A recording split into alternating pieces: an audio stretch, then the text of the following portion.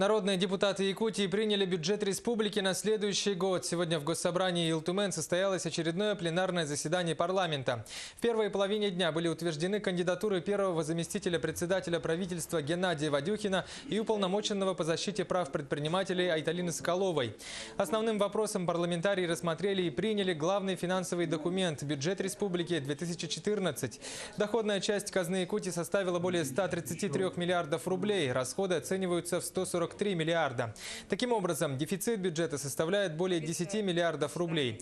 Известно, что бюджет следующего года сохранит социальную направленность. Большая часть средств будет направлена на увеличение заработной платы бюджетников Якутии.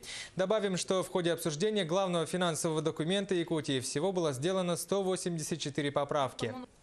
В поправках правительства Республики Саха-Якутия, в общем-то, есть такие вещи, как возвращение, добавление 200 миллионов рублей на добрые дела и более 600 миллионов рублей это на софинансирование строительства перинатального центра, который буквально Российской Федерации было принято решение в октябре месяце, поэтому в первом чтении его не было. Сегодня мы будем его, комитет рассмотрел, принял решение его рекомендовать депутатам принять, и сегодня как раз будем принимать решение. Поэтому небольшие изменения, но очень такие значимые для жизни Республики Саха-Якутия.